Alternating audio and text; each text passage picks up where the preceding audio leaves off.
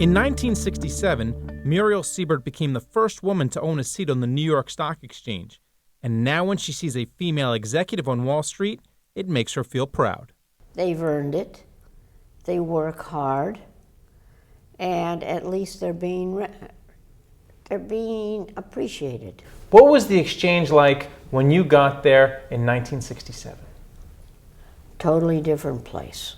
First of all, no one told me where the ladies' room was. I went upstairs to the 6th floor because I was told that's where the ladies' room, and that's where the administration of the stock exchange is. And 2.5 years later, I said to the specialist, "I'll see you in a few minutes, Frank." He said, "Where are you going?" I said, "The 6th floor." He said, "You're not in any trouble, are you?" And I said, "No, Frank, I'm going to the John."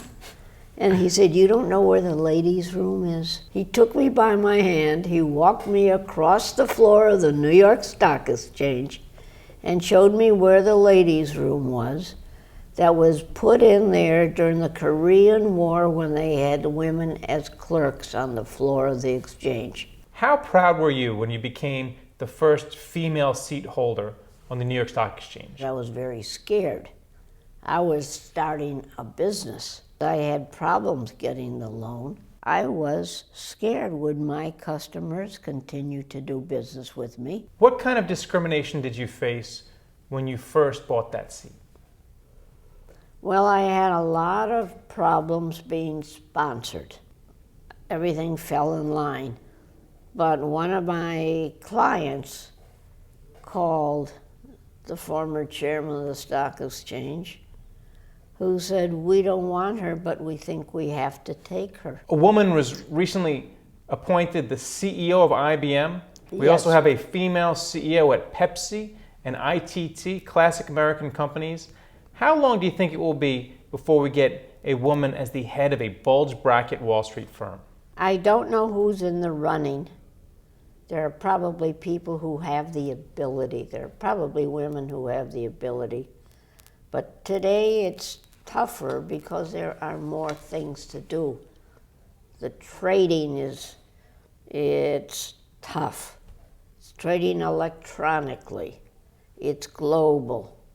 So you'd have to have come from a firm that had enough faith in that person who happened to be a woman. When you're standing up today and doing a block, there's a lot of money at stake. And while Wall Street still has yet to see a woman in the top spot of a major investment bank, Siebert says it's much more welcoming than when she first arrived 5 decades ago. I think it is a wonderful place for women because we are being accepted now.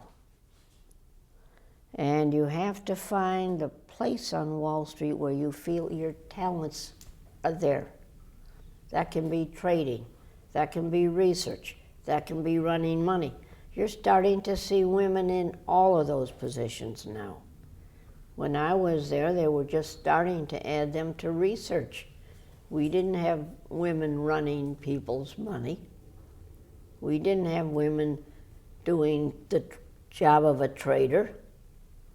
Now these roles are open to women.